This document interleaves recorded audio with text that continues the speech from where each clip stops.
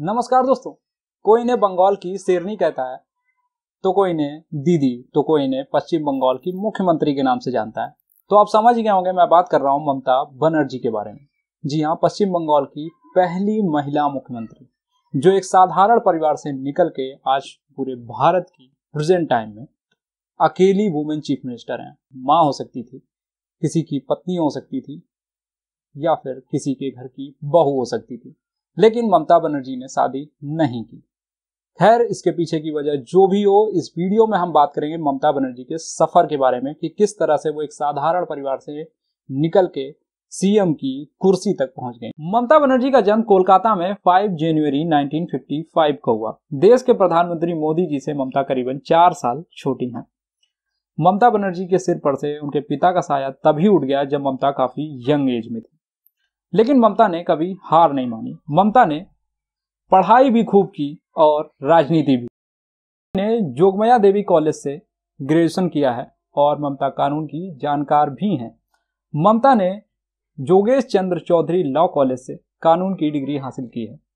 एक आरोप ममता बनर्जी पर कई बार लगाया जाता है कि वो मुस्लिमों को खुश करने की कोशिश करती हैं और तुष्टीकरण की राजनीति करती हैं। आरोप प्रत्यारोप तो राजनीति में चलते रहते हैं, लेकिन एक बात जो सच है कि ममता बनर्जी ने कलकत्ता यूनिवर्सिटी से इस्लामिक हिस्ट्री में मास्टर किया हुआ है। पढ़ने के साथ ही ममता लिखने का भी शौक रखती हैं। ममता 100 से ज्यादा, जी हाँ, वो 100 से ज्यादा बुक लिख चुकी हैं, मेनली बांग्ला में और इंग्लिश में। उर्दू में भी उन्होंने लिखा है। इसके अलावा पेंटिंग और कविताएं वगैरह भी करना ममता की पसंद में शामिल है। राजनीति की बात की जाए तो ममता बनर्जी करीबन 1970 के दशक से, यानी 15 साल के उम्र के आसपास वो कांग्रेस से जुड़ी और आगे चलकर वो महिला कांग्रेस की महासचिव बनी। इसके बाद जिला कांग्रेस कमेटी कलकत्ता की वो सचिव बनी। फिर साल आया 1984। ममता बनर्जी के राजनीति की असली शुरुआत यहीं से हुई, जब उन्होंने मार्क्सवादी कम्युनिस्ट पार्टी के वरिष्ठ नेता सोमनाथ चटर्जी को जादवपुर लोकसभा सीट से हरा दिया। अगले चुनाव साल 1989 में ममता जादवपुर सीट दोबारा नहीं जीत पाई, लेकिन 1991 के लोकसभा चुनाव में कोलकाता दक्षिण सीट पर जीत हासिल करके ममता ने यह साबित कर दिया कि वो पार्ट टाइम के लिए राजनीति में नहीं आई है। और 1991 में नरसिम्हा राव सरकार में ममता ने मानव संसाधन विकास जैसे कई महत्वपूर्ण विभाग संभाले और इसके साथ ही वो खेल मंत्री भी बनाई गई। कहा जाता है देश में खेलों की दशा सुधारने को लेकर ममता के सरकार से ही मतभेद हो गए। साल 1996 के लोकसभा चुनाव में ममता ने कोलकाता दक्षिण सीट पर दोबारा जीत हासिल की और 1997 में ममता ने कांग्रेस छोड़ दी। इसके बाद 1 जनवरी 1998 को ममता ने ऑल इंडिया तृणमूल कांग्रेस की स्थापना की। इसी साल 1998 के लोकसभा चुनाव में ममता ने 7 सीटें जीती।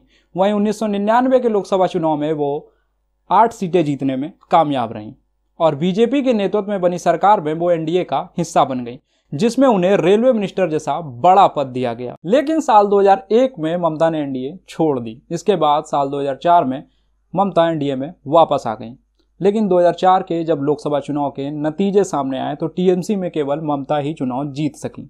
तो जो ममता लगातार राजनीति में ऊपर आ रही थी, ये उनके लिए एक बड़ी हार जैसा था। लेकिन साल 2006 में ममता को अपनी राजनीति का सिक्का चमकाने का एक और मौका Tata Motors nano car project के विरोध से मिला। ममता किसानों की लगभग 400 एकड़ जमीन उनको वापस दिलाने के लिए लड़ रही थी, जो इस प्रोजेक्ट का हिस्सा था, और इसके लिए ममता ने 25 दिनों तक भूख हड़ताल भी करी। धीरे धीरे ममता की छवि ऐसी बनती चली गई कि वो किसानों, गरीबों और अल्पसंख्यकों की नेता हैं।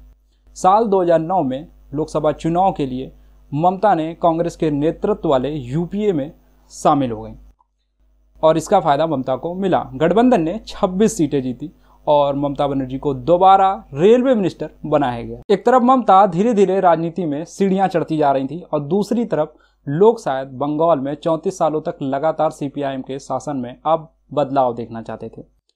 फिर साल आया 2011। ममता माँ माटी मानुष के नारे के साथ पश्चिम बंगाल के एक छोटे से परिवार से निकल के पश्चिम बंगाल के सीएम की कुर्सी तक पहुंच गई। आज बंगाल में ममता बनर्जी को अपने पुराने विरोधियों से उतना खतरा नहीं है, लेकिन ममता के सामने अब बीजेपी है। ममता को चुनाव में नुकसान होगा या फायदा, ये तो चुनाव के नतीजे ही बताएंगे। तो कुछ यूं थी पश्चिम बंगाल की पहली महिला सीएम ममता बनर्जी की कहानी। ये वीडियो अगर आप यूट्यूब पर देख रहे हैं तो चैनल को सब्सक्राइब कीजिए, फेसबुक या इंस्टाग्राम पर देख रहे हैं तो पेज को फॉलो कीजिए।